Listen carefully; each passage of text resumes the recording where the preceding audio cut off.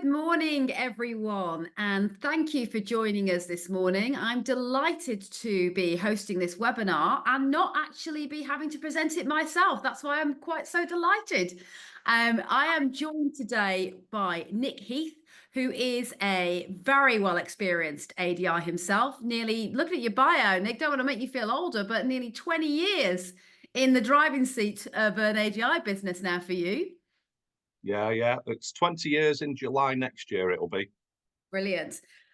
Nick is a grade A ADI. He's an experienced examiner as well because he does some diamond examining for us. So he has the very questionable, whether it's enjoyable job sometimes, of doing some of our taxi testing.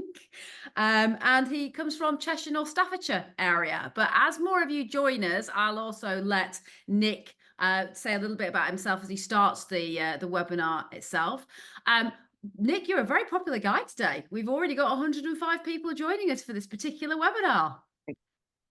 And I want to tell Dr. Sean Hellman at TRL, who was previously one of our most popular speakers, that you've outdone him because he's a bit of an ego, and I think he'll actually be disappointed in that. I don't know where it's coming from. I'm not active on social media the way I used to be. So, yeah, Well, there must be somehow rumours. your reputation is preceding you, so yeah, that's good. So thank you, everybody. We are very heartwarmed to feel the love for this particular presentation today. We've also got with us today, lurking around in the background in a good way, a new DIA member of staff. So I'll introduce her in a second and myself properly, but just allowing everybody to shuffle into the classroom, including those who'd like to go right to the back of the class. So I think the numbers are still steadily ticking up. We did have 291 people registered for this webinar today, which is brilliant. So we know this is going to be a popular subject, but we'll just see how everybody is doing. Now, in the chat, if you can hear me, can you make sure that you just let me know, a few of you, any issues that you have during this webinar with sound or seeing the slide or anything like that? Pop it in the chat, because while Nick is giving his presentation, I will keep an eye on that chat and that Q&A area, so I can deal with any problems. It's with Zoom, it can be a little bit like the traditional IT response to anything that goes wrong. The best thing to do is just switch it off, log out of it, and go back in if you do have any problems, and that normally writes it. But if that doesn't for any reason, just let me know and I'll try and remedy it for you. Great, so most people can hear us and they can see us. Okay, so starting the webinar formally, I just did a little preamble about Nick, but first of all, to introduce myself, I'm Carly Brookfield. I'm Chief Executive of DIA. That includes DIA, the membership body, and Diamond Advanced Training as well. Some of you know my face and my voice already. Some of you might be new to our webinar, so welcome to those people who are first timers in here today. Also joining me, as I said, lurking in the background, she's not actually a panelist here, she's just starting to get involved in our work in terms of webinars, is Sarah Everett Skinner. She is one of our new help desk advisors, a very experienced ADI herself. Some of you may know her as she was formerly working with Tri Coaching. She's now joined DIA and she's helping with her expertise and experience other ADIs who may have issues and need to use our support desk from time to time. So good morning, Sarah, to you as well. So Nick's going to start the actual presentation in a moment. Just a little bit of housekeeping. You're free to chat in the chat and I will keep an eye on that and see if there's any problems with anything to do with the presentation itself and pick up on any themes that people might be talking about. If you have a specific question, pop that in the Q&A. And only that in the Q&A. So no chat in the Q&A, please. It helps us be able to define the actual questions. I'll keep an eye on that Q&A function. And if there's anything that we can just answer very quickly, I'll type that in. But if there's something we need to ask Nick, we'll either wait till the end, or if you think it's very pertinent in that moment, I will politely interrupt Nick and help asking that question for you. So keep your questions coming. Keep chatting if amongst yourselves, or giving responses or comments to what we're talking about today. We'll happily take those on board, but we'll deal with most questions at the end if we can. So Nick, do you want to introduce yourself a little bit and also start the presentation? Okay, yeah, thank you. Right, so like Carly said before, my name's Nick Heath. I've been an ADI since July 2005, so I'm approaching now my 20-year anniversary in the job. I've I've been a diamond examiner now for about 7 or 8 years, something like that. Quite a long time doing mainly taxi testing with them, and I've been on the audit register since 2013. So yeah, I've been doing instructor training and learners and taxis and fleet for quite a long time now. So yeah, what I'm going to do today is I'm going to go through um, a number of things that I've noticed when I've been sat in the back of part three tests and I've been training people. Things that you can do to help improve your lessons and maybe handle some situations that come up from time to time. In particular, trying to get that balance right between instructing and coaching, which a lot of people I think seem to struggle with. When to just tell somebody what to do and when to ask them questions. So hopefully we'll answer a few questions you've got as we go through this morning. Okay, so I'm going to start there with the teaching toolbox. The first thing, the graphic there, he looks very angry. I like him as a picture. He looked brilliant, but he does look angry. So I'm not suggesting you're all angry. He's just a brilliant picture for this slide. I think from sitting in the back of part threes and watching people in the role plays and things like that, there's quite a lot of things being said that don't need to be said. Some of the trainees that I work with describe what they're doing as verbal diarrhea. Carly describes herself as a motor mouth.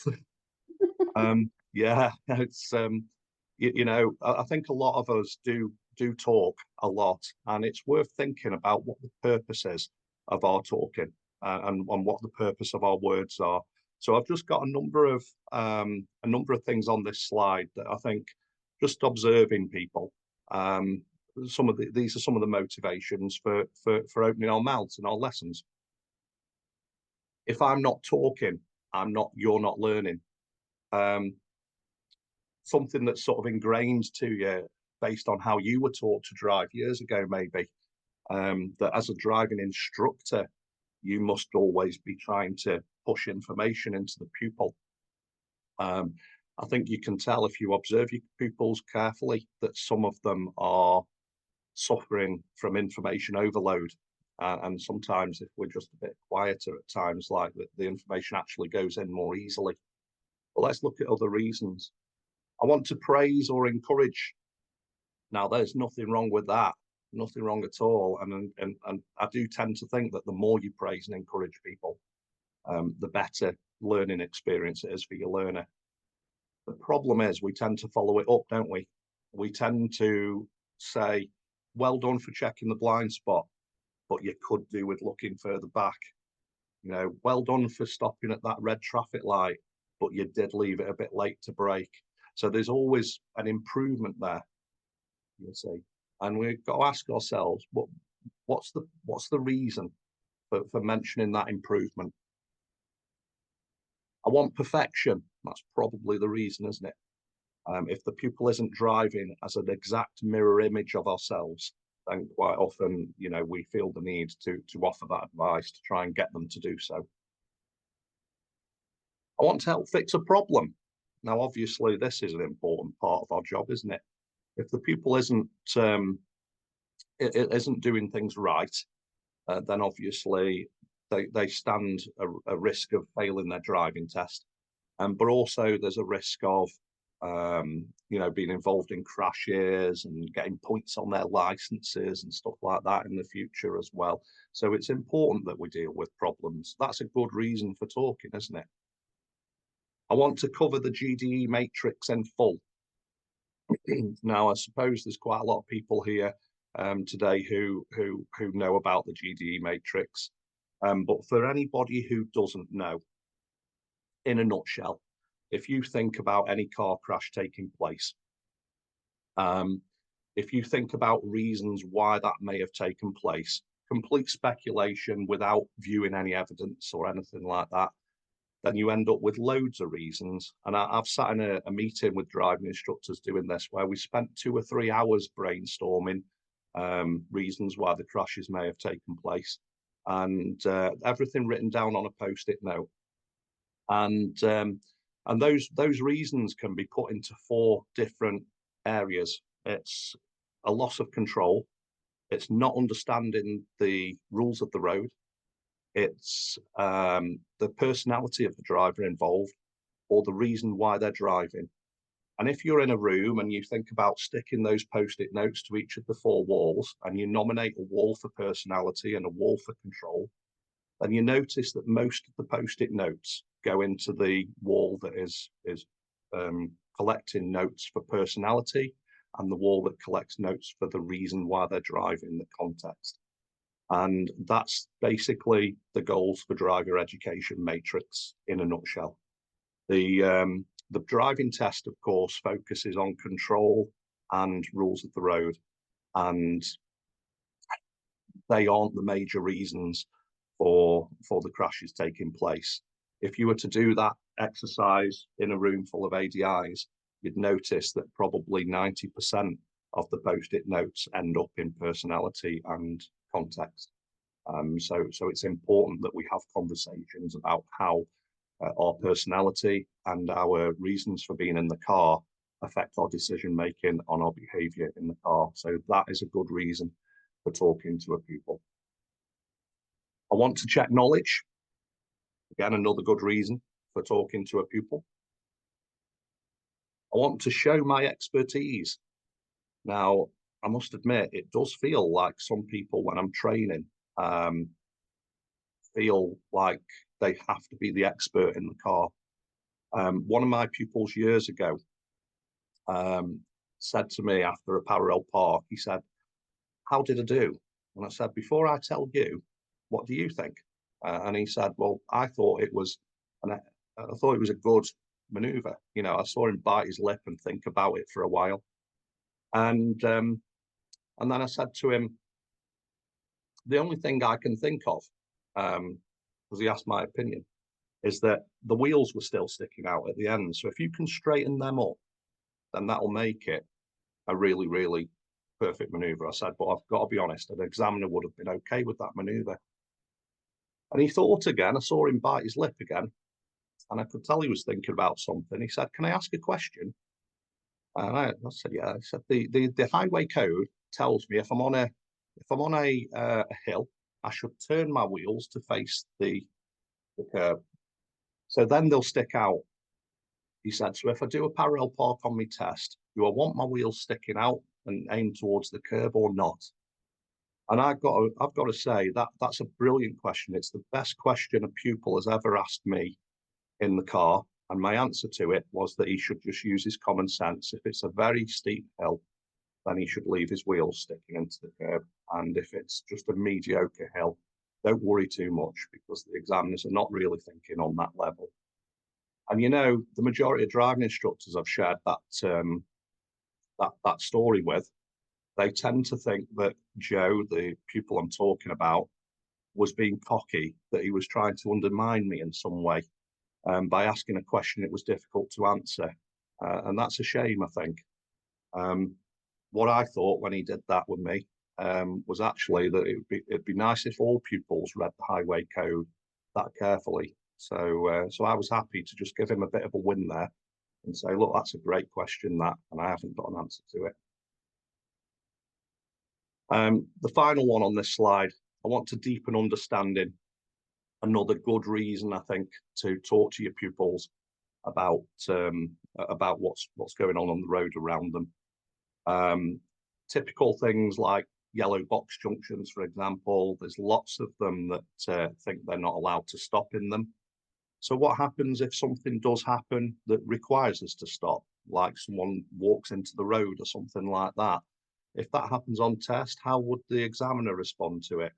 Conversations like that are really important, because if it happened on a test, of course, and the pupil believes that they're going to fail, then they're going to panic, and that won't help them to drive any better.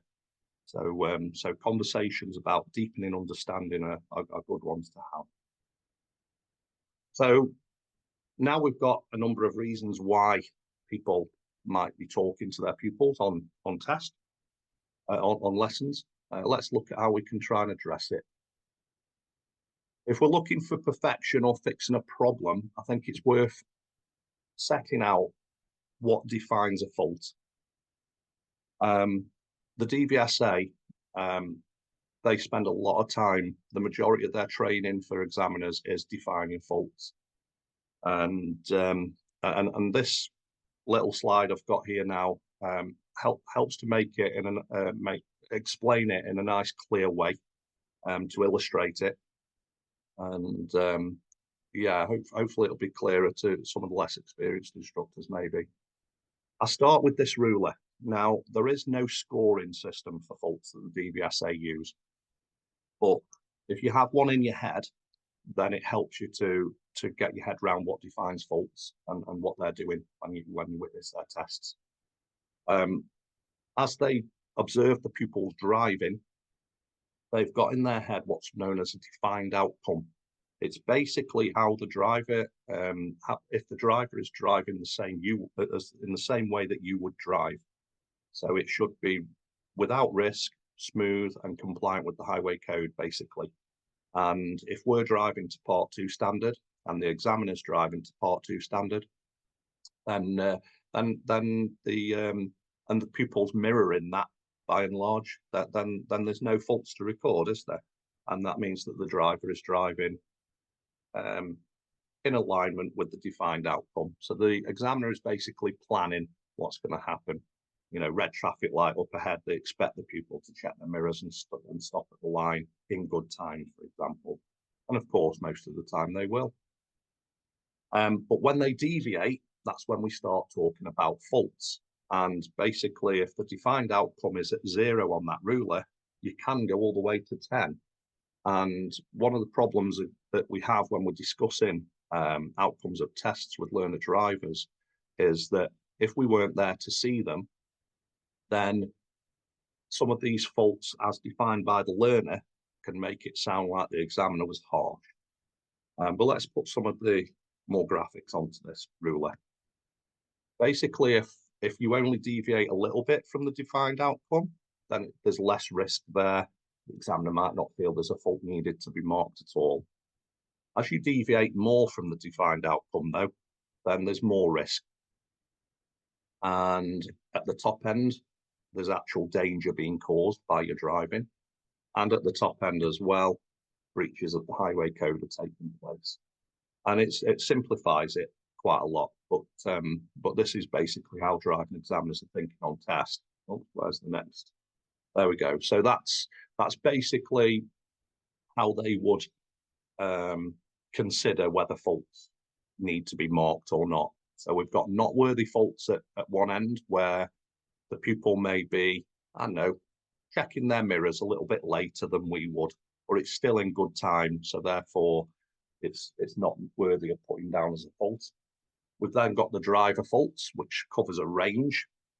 We have, they're all driver faults for us, but you can see some are more serious than others.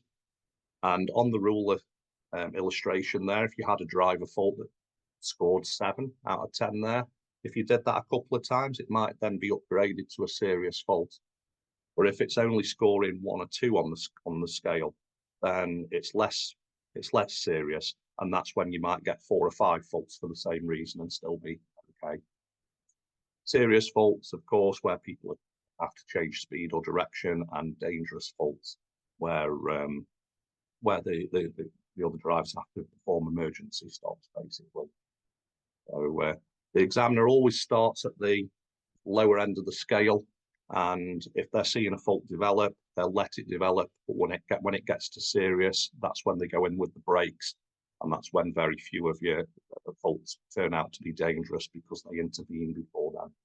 Okay, so that's the faults. So now we understand that. What purpose do we want our words to serve? So if we're trying to check knowledge, then we should be using closed questions. If we're trying to fix a problem, we should be entering a two-way conversation with the pupil. And some of the more experienced instructors in the room will recognise that that the old-fashioned core competencies there: identify, analyse, and remedy. But back 20 years ago, that used to be a very instructor-led conversation. So I would say to an examiner conducting my Part 3 test, I would say, I noticed you didn't check your mirrors on approach to that traffic light. If you keep doing that, then you're going to encourage someone to hit the back of you. You brake without understanding how close they are. So the remedy is to check your mirrors on approach to things that are going to cause you to change in speed. It perhaps oversimplifies it, but basically that was what we were doing on test, is we were identifying faults and just telling the pupil what the consequences were. There might be a couple of questions to find out why it happened, but generally we were the ones just dictating it all, and we were telling them what to do to put it right as well. Now, today's conversation should involve the pupil a lot more deeply than that. What did you think of your approach to the traffic light? Was there any way you think you could improve it? And it's following the same system, but it's the pupil who should be identifying the faults in their driving. It's the pupil that should be thinking about what could go wrong, if anything, if we carry on doing it this way. And it's the pupil, ideally, that would suggest the remedial action. And obviously, it is a two-way conversation. So if the pupil isn't getting it, then it's okay for you to tell your pupil. But we don't just jump in these days by telling them. We ask them what they think. We involve them more. Give praise or encourage. Well, of course, just saying well done and trying to leave it at that is the way to handle that. Covering the GDE matrix in full or deepen understanding. Those two are basically the same thing, really, and it's another two-way conversation. But instead of sticking to that structure of fault correction, this is a more open discussion, open questions that provoke thought and reflection, like two people talking over coffee, basically. To get perfection, I'll put down there, actually use silence. If we're trying to force our driving style onto the pupil, we're bombarding them with information. And I've noticed over the years that pupils tend to turn off. You can break pupils that way. I worked with BSM for a while, and I was their senior instructor for a few years. And then when I left, I sat with the local centre manager, and we went through other instructors there that could take over the senior instructor role. And when we're looking through the instructors' records, the same complaint kept coming up. The pupil felt that they could do nothing right for this person. So yeah, we can try too hard to get perfection. Allow your pupils to practice, and if you're going to say anything at all, try to do it in an encouraging way rather than one that seems to be suggesting they've done something wrong and correcting. Nick, can I just ask a question? David asked us, if the examiner took action in a driving test, a driving fault is not automatically marked as dangerous. So if they take action, is it automatically also going to be marked as a dangerous fault? No, it's not. No. I've had over 20 years. These are very, very rare. But I had a test just after lockdown where we were driving. If anyone knows Crew Test Centre, there's lots of terrace streets. There's lots of parked cars lining both sides of the road, and all the junctions are crossroads. And this pupil was driving along the road, and as they passed one of the crossroads, a motorbike went straight across it without slowing.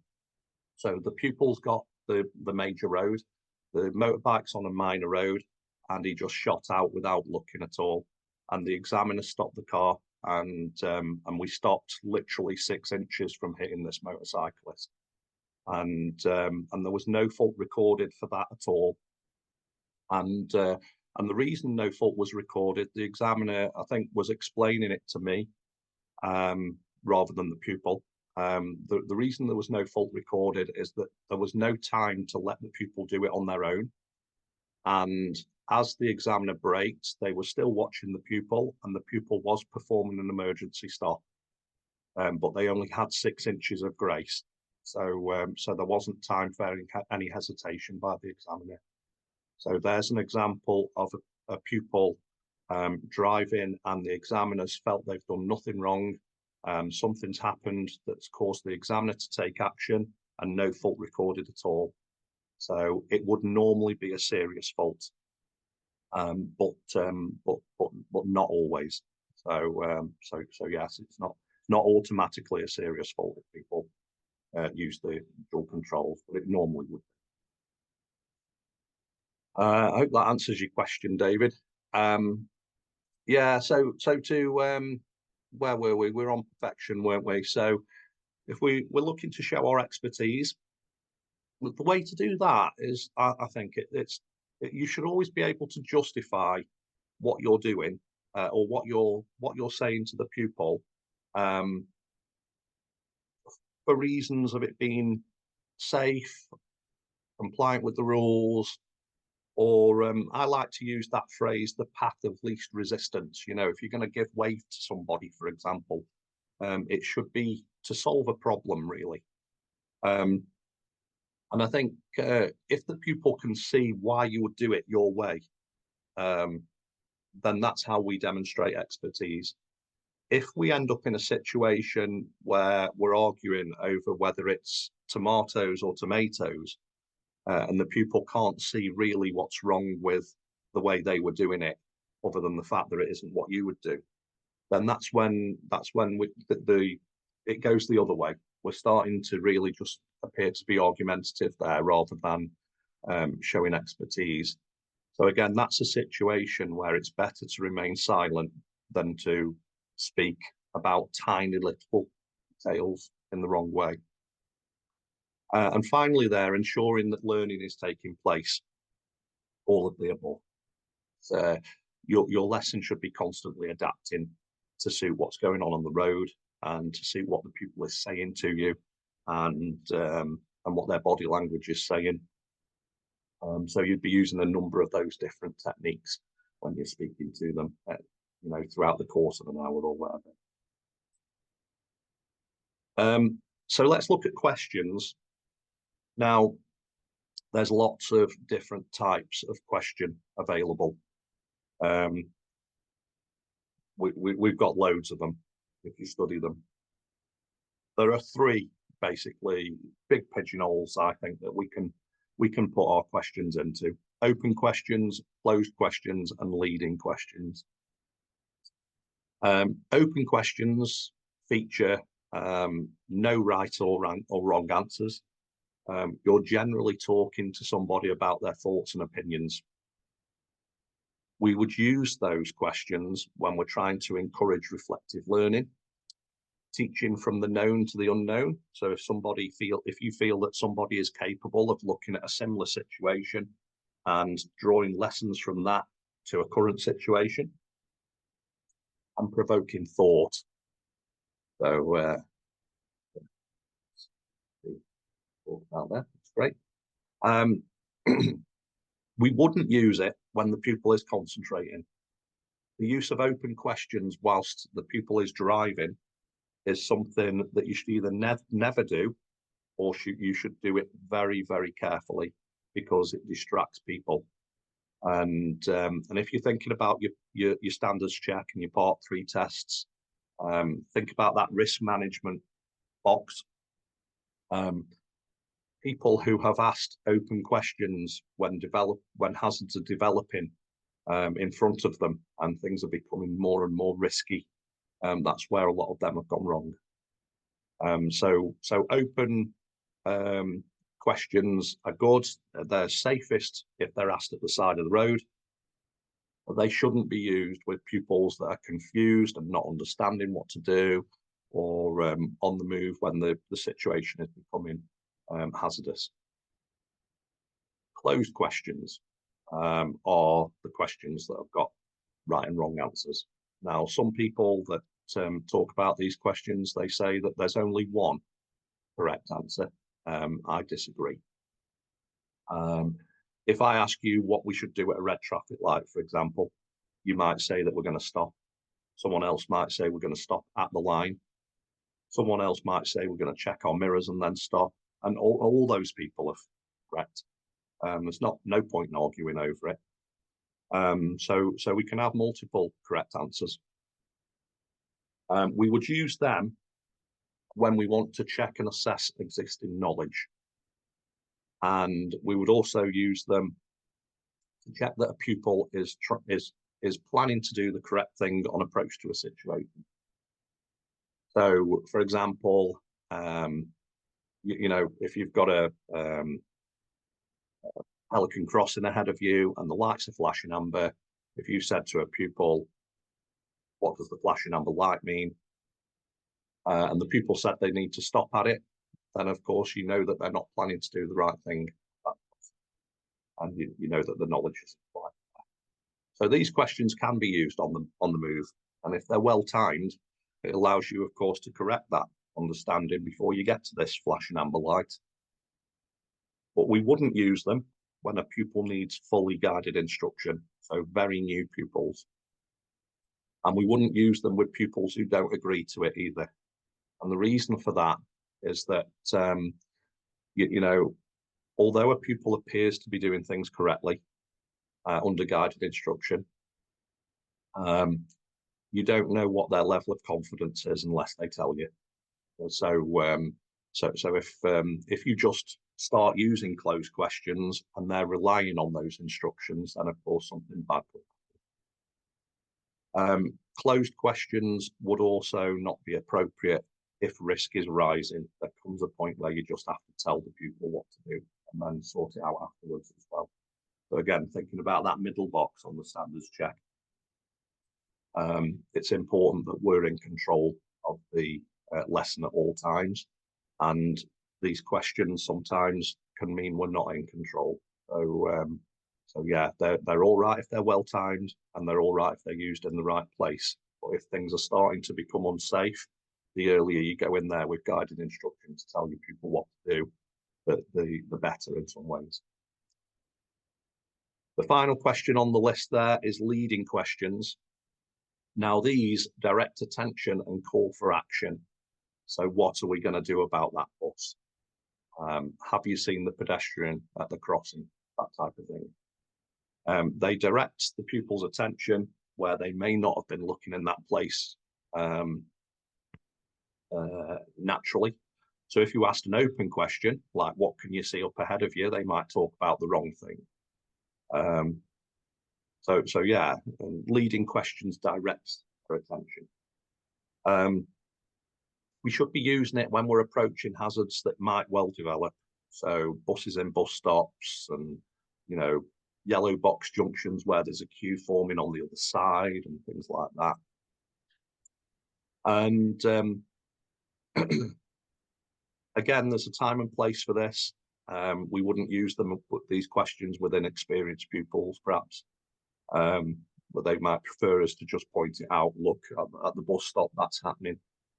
And we wouldn't use them when risk is really elevating as well. So if things are becoming dangerous, you're better off just telling the pupil what to do. So yeah, but if they're well timed and well worded, then they help people. Oh, Go on. Nick, we just had a quick question. Could you reconfirm or just reiterate an example of an open question when on the move? Yeah, that's an interesting question, that. Open questions, like I say, we're looking for opinions and thoughts. So questions like, for example, why do you think the speed limit here is 40 miles an hour? That type of thing. You know, there's nothing wrong with that if there's not much else going on the road, on the move, you know. If you're in a town centre environment, though, 20-mile-an-hour road with loads and loads of pedestrians walking around you and crossings, people pulling into parking spots and laybys and buses and things, then asking a similar question, why do you think the speed limit here is 20, that could be a distraction because there's a lot to watch there. That scenario might be better handled at the side of the road a few minutes later and just say, look, we went through a 20-mile-an-hour limit a few minutes ago. Why do you think that they posted a 20-mile-an-hour limit there? So that's what I mean, really, when I'm talking about, them being a distraction and looking for opinions and thoughts without any right or wrong answers. Yeah, hopefully I've answered that one. Right, and one last one before we move on to more information. And this one's going back in time in your presentation, but just some requalification. If the examiner does take action, and that's really only classed as a serious fault, even then, what would you say are the top things that constitutes dangerous? Okay, yeah, another good question. Dangerous faults are where the examiner basically is not. They happen so quickly that the examiner isn't really able to keep it at serious level. So it elevates very quickly. And in the last couple of years, I've sat in the back of my tests. I sit in the back of all of mine. And there was one last year where the pupil was driving on one of those roads that feeds industrial estates. So on our left and right, we've got tons of these industrial units. The road we're on is 40 mile an hour. It's very busy, lots of traffic coming towards us. And where there's a junction, we've got a centre lane that's marked out, just trying to paint the picture of the kind of road we're on. And we've got traffic islands all along it as well to discourage overtaking. And there's a cyclist in front of us, and he's doing about 25 miles an hour. And my pupil, I saw her check her mirrors and slow down behind the cyclist. And she didn't move out or anything like that. She didn't really look whether it was safe to overtake or not, which I was quite pleased with. And she settled about, I don't know, 10 meters behind this cyclist, something like that. And I thought she was going to overtake at the junction where the road got wider and we got an extra lane created to allow people to turn. All of a sudden, she literally just accelerated straight through this gap, and she never moved to the right at all. We passed the cyclist literally with centimeters, and I heard him scream out. Actually, there was a few expletives shouted, and to be honest, I think that examiner should have braked then and kept that as a serious fault. He said afterwards he couldn't because there was a car behind us, which, if you sit in the back of the test, you're not allowed to swing your head. So I have to take his word for that. But we were literally an inch away from that cyclist, and that's a dangerous fault. And it also, I think, illustrates how most of the time they can press the brake and they can avoid it becoming that dangerous. Once it's obvious the pupil's going for that gap, I would have braked myself in that scenario. So yeah, that's why we don't get so many dangerous faults marked on our test. And because the examiners normally step in to prevent that. And if they don't, then it's normally because it elevates so quickly that they're unable to. And then we're relying on the other drivers, you see. Okay, and good question here from Jen. What if the pupil asks you the open question on the move? I suppose that's about the risk management by the ADI then, as to when they answer it and how they answer it. Yeah. I mean, all questions are good questions from your pupils. They happen quite often, don't they? Particularly these conversations, pupils can engage us in conversation. If you think it might distract the pupil, just say you'll answer it in a bit. You'll pull over at the side of the road and have a chat about it then. I have no problem at all myself with talking to pupils, about my thoughts on stuff. Just try and keep it two-way, really. That's the important thing. But you see, if two-way means that they're doing all the speaking, then sometimes they can feel like they're being interviewed, really, rather than in a two-way conversation. So we do have to play our part in a conversation. But we want to make sure it doesn't distract the pupil, because the last thing we want is to be talking about our own attitudes towards drink driving, for example, and then the pupil tries to run someone over at a pedestrian crossing. So So yeah, it's better that we have a chat about that at the side of the road in a few minutes rather than talk about it while we're in a busy area. And then Gordon asks, would you say, in your professional opinion, open questions for reflections, but closed questions as prompts, and using leading questions for managing the risk? Yes, exactly. Yeah, that summarizes it brilliantly. Yeah, I wouldn't add anything to that. Well done, Gordon. I'll let you Yeah, continue. thank you. Right, so where did we get? Um,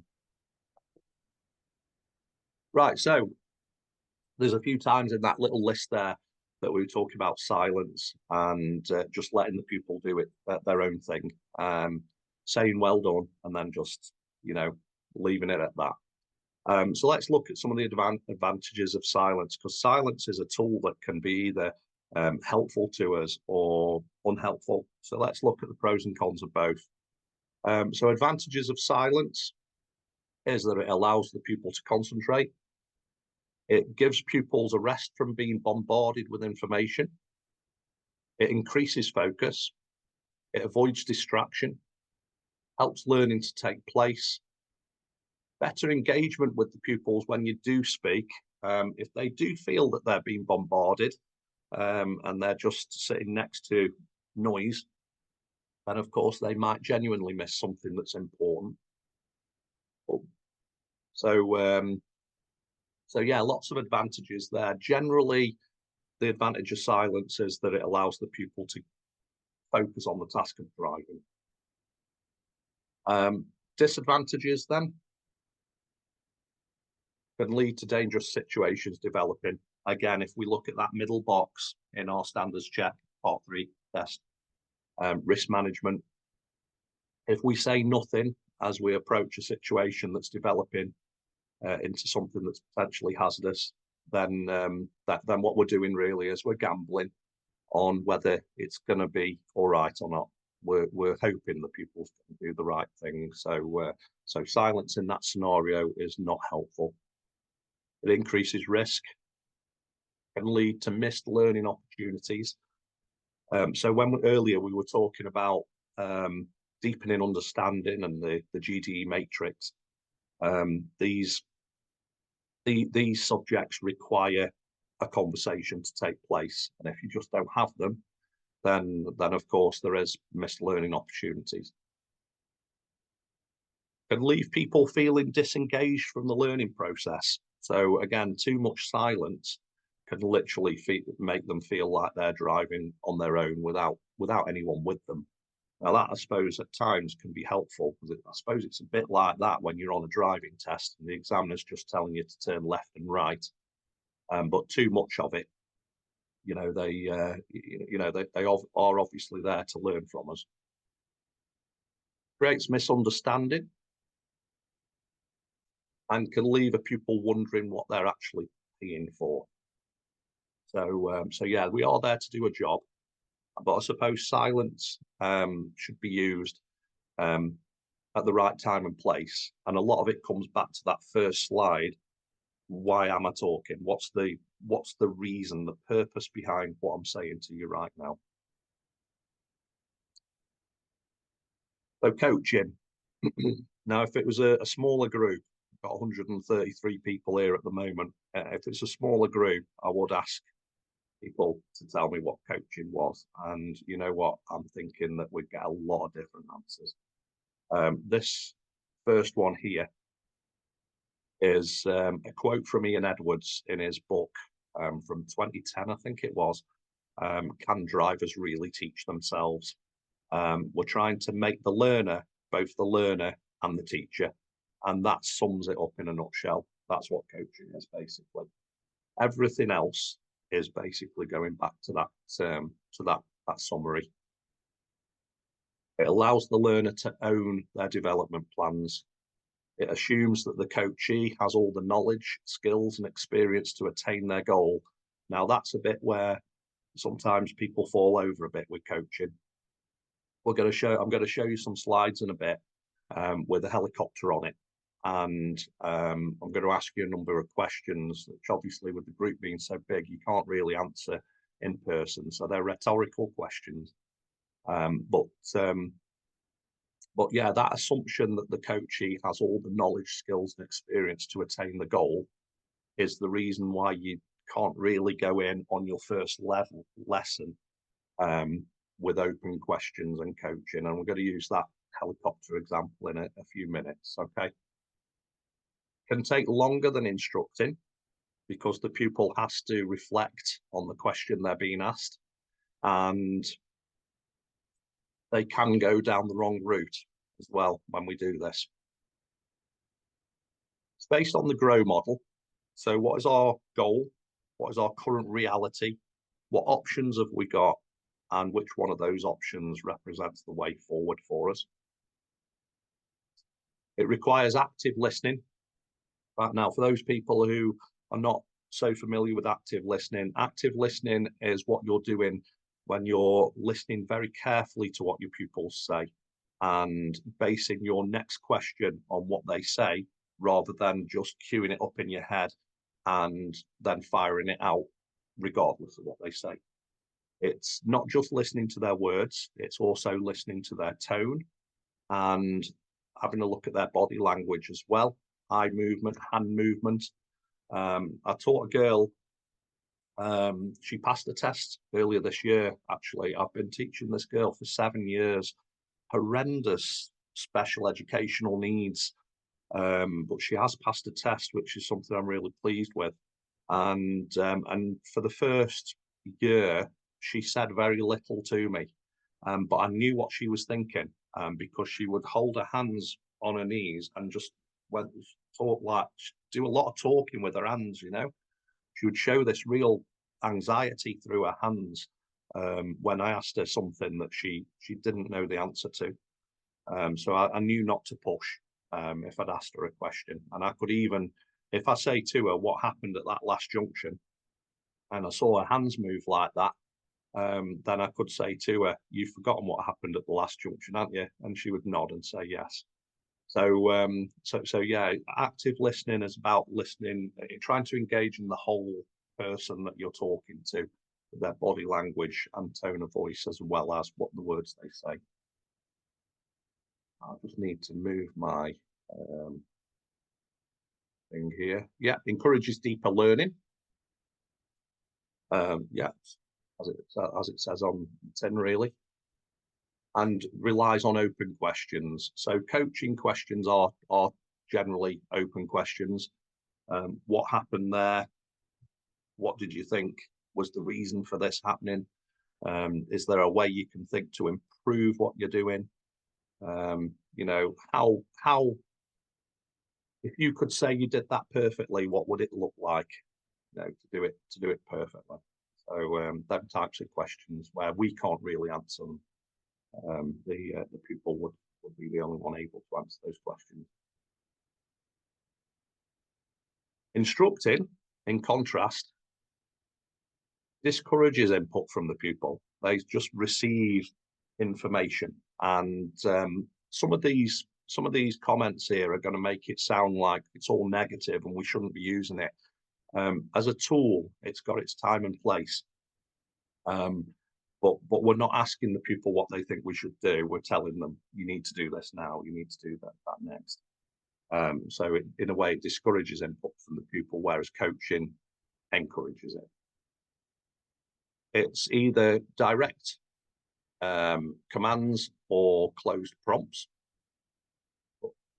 prompting questions. Give directions or provide detailed information about how things should be done. That's what Google says if you look up the word instruct. Learning by rote, so that's learning by repetition. Places the instructor in greater control of the vehicle. So again, when we're talking about that risk management section of the standards check page, there are times when we want to be in control, and instructing is how we do it. So if we've got a situation developing with a pupil that's out of their depth, instructing is the way to keep that situation safe.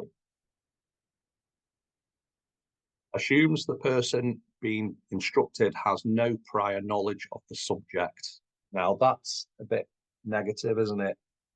Um, but if you think back to me teaching 20 years ago, when we were very much instructor led and we didn't ask the pupils' opinion of things so much, um, there is an assumption there that people don't know what they're doing.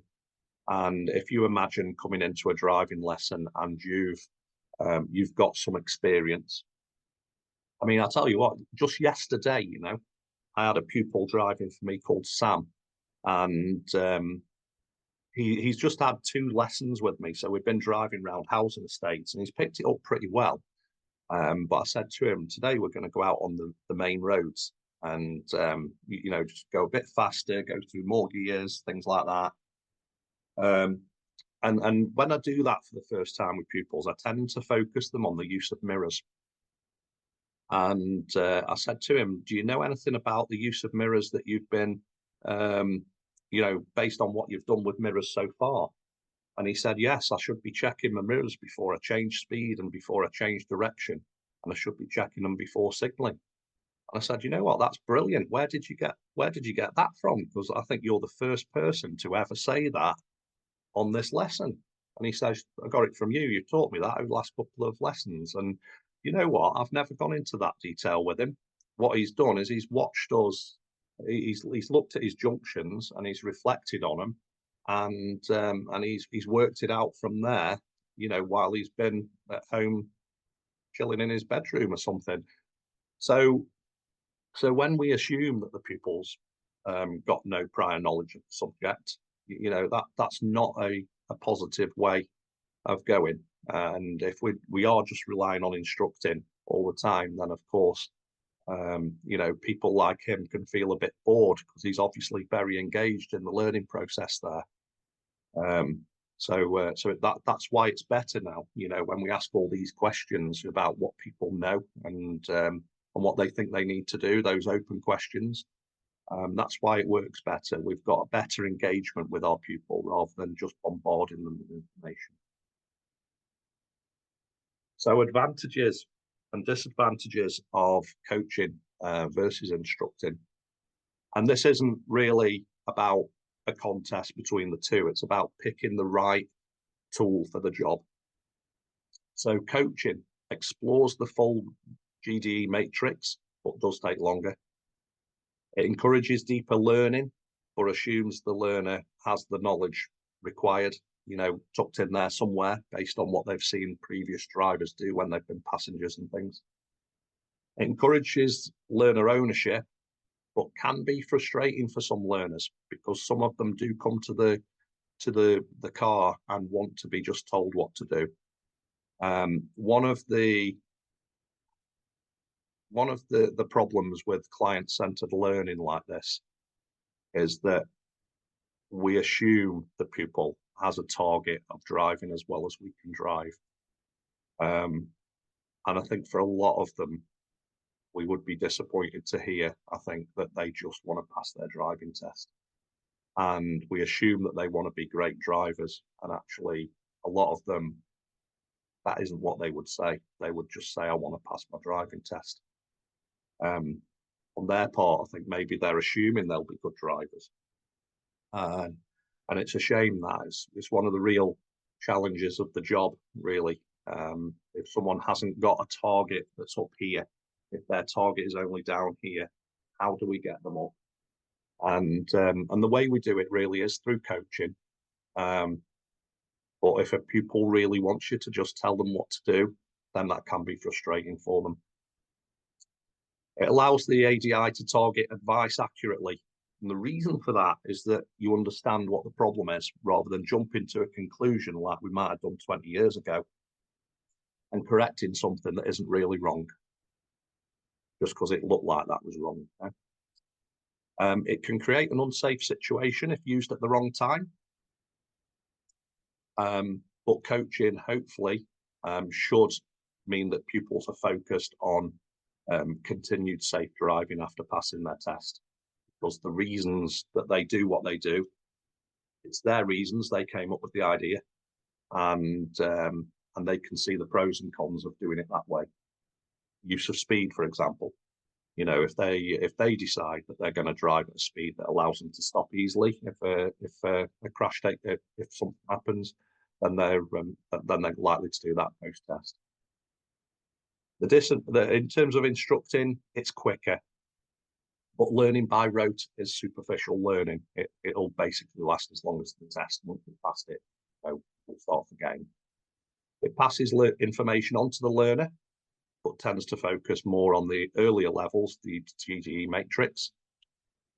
There's higher levels of safety, but it is a disadvantage that it's very test focused, and once we've passed it, people start to forget.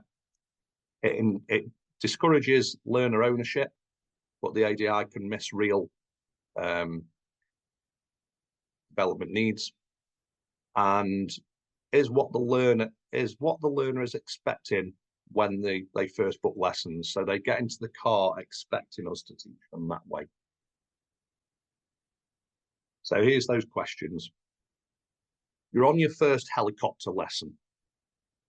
Oops. Let me just move this box. Yeah, you're on your first helicopter lesson and don't know what anything does. Do you want the instructor to instruct you and tell you what to do, or do you want him to ask you loads of questions and ask you basically what you think you should do? You're on your helicopter lesson and you're losing control. Do you want to be instructed then, or do you want to be coached? In other words, do you want him to tell you what to do, or do you want him to ask you first what you think you should do as you lose control of a helicopter? You're on your 10th helicopter lesson and the helicopter isn't doing what you're expecting. You want to be instructed or coached. Now that's an interesting one because you've got quite a lot of experience then. And I suppose it depends on what the helicopter is doing that you didn't expect. So whereas the first two, you might easily have said, yeah, I want to be instructed. With this one, maybe thinking a bit more about the situation you're actually finding yourself in. You're on your 20th helicopter lesson and you're about to take off in heavier wind than you've done before. You want to be instructed or coached. Now, again, that will come down to you as an individual person. But when I wrote the question, the inspiration was that after 20 helicopter lessons, you probably know quite a bit about how to control this helicopter. So it might be that the best way to teach you in that scenario is to ask you what you know already that you might apply to this situation with the heavy wind. Now, I've never flown a helicopter. I have no idea at all as to whether 20 lessons is good or not to be handling that situation. No idea. But in theory, we're thinking now, hopefully, about whether instruction or coaching is the right thing to do in these different scenarios. Well, as a comparison, my partner has his private pilot's license and has done helicopter as well. And by 20 hours, they should be getting to the point that they can be more independent and can start to finance themselves. But clearly, there still needs to be, if there's a serious issue cropping up, that intervention where necessary. But yeah, you'd start to be using coaching questions in that scenario. But I think this is a really good set of questions, Nick, because in learning ourselves as trainers, whatever you're training, it's putting us back in the seat of the pupil, isn't it? And thinking, how would I feel in this scenario? What would I be looking for? And what would be the best way of shaping me in that moment? That's what it's about. It's about what your pupil needs, and what they've already got at that time, really, as to whether the questions are going to be effective or whether you're best off telling them what to do. It's all about your pupil, really, and that's why the active learning that we spoke about earlier is so important, and knowing your pupil is so important. So if you are preparing for a standards check or a Part 3 test, I would say that one of the most important things you can plan for those lessons is which pupil to take. You want one which talks to you and engages in these conversations. You don't want one that is embarrassed to open their mouth or would rather you just told them all the time. You want them to tell you the best way for you to help them in that scenario. And then, of course, the examiner's going to, watch you do that and adapt your lesson to suit them. And that's what it's all about. And also DVSA, I met with DVSA last Monday about a variety of issues, but we were talking about standards check and possible return of standards check.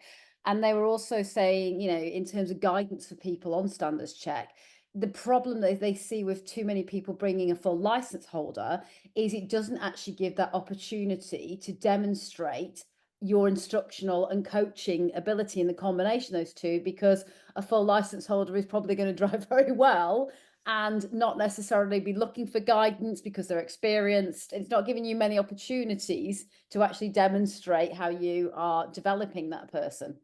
Yeah, that's right. If you're taking a full license holder, then it's important to recognise that you're very much aiming at Part 2 standard driving. So for example, if you've got someone driving it on the motorway, for example, I mean, I should imagine that doesn't come up very often on standards check.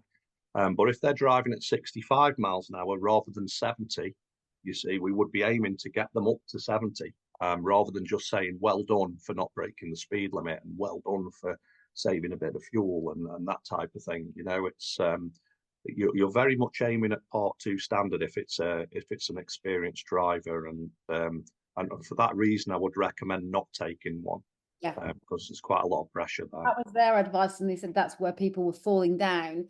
It didn't give a great opportunity to demonstrate your competence as a trainer with a full license holder, unless you were doing something that was, I don't know, maybe remedial training with a full license holder that had been in a previous accident or had a conviction, motoring conviction, all that kind of thing. Mhm. Yeah, yeah. The perfect pupil, I would say, for a standards check or Part 3 is one that's got a test booked, is driving reasonably independent, but still has areas of development to need to work on. And like I say, you want one that is going to talk to you, and talk honestly as well, rather than trying to tailor their answers to what they think the examiner wants to see, because I think they see through that. Yeah, great. Okay, so we have got one last slide, a summary. Um, so everything you say to the pupil should have the intended purpose of developing that pupil. And if you're not sure, then just say that word wait to yourself. Why am I talking? Yeah, keep faults in context. Not worthy faults do exist, and therefore we don't need to comment on them. And when people are looking for perfection, it is the not worthy faults quite often that are frustrating the pupil. If it ain't broke, we don't need to fix it. In a moving car, an ADI's job is to ensure safety. So instruct and use proactively timed closed or leading questions if that's the way you choose to do it. Save the coaching for the side of the road. Utilize open, thought-provoking questions when you get there. And there is still a place for the old school system of identify, analyze, and remedy. Just make it a two-way conversation rather than a lecture for the pupil. And staying silent and less praising the pupil can be very powerful for them. It allows them to concentrate. It gives them a little bit of a warm feeling because they're getting that praise. And praise without a corrective sort of follow up to it is the best form you can get.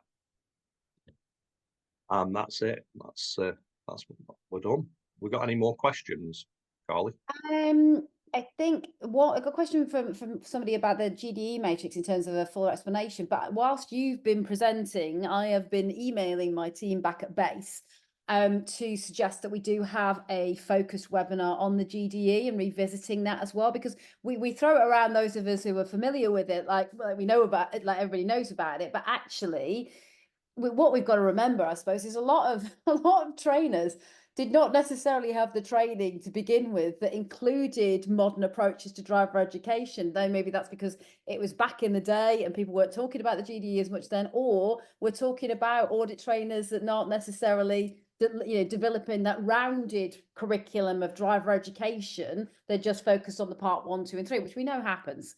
So I think we do need to revisit things like the GDE. So I've just suggested that perhaps Dr. Sandra McDonald-Ames, who is our academic lead on a lot of our projects in driver education and a driver behavioural PhD, comes on and does that, and maybe with you, Nick, because Sandra's very fleet focused as well as being an academic on a driver trainer. You're more experienced in the broader range of fleet and typical learners in terms of how do we translate the GDE into practice. So I think that would be good if we could maybe get a combo of you two to do a webinar on that. Yeah, happy to do that. Yeah. Great. And I Mm. think in terms of other questions, the main questions really we've been answering as we've been going along. I think Gordon again makes a helpful comment that with the helicopter questions, it's where we're looking at basically who has the responsibility there, and who has to take responsibility, and do we encourage the pupil in each scenario to be the responsible party, or is the trainer the responsible party? And that you're there to support the pupil if they are the lead in terms of taking the responsibility there. Yeah. I mean, as we see with the risk management sections on the standards check, it's important to remember that ultimately it's us as trainers and instructors that are responsible for safety. It's all right saying to the pupil, "Are you going to take responsibility for this?" But ultimately, if it goes wrong and there's an accident, then we've not managed the risk effectively.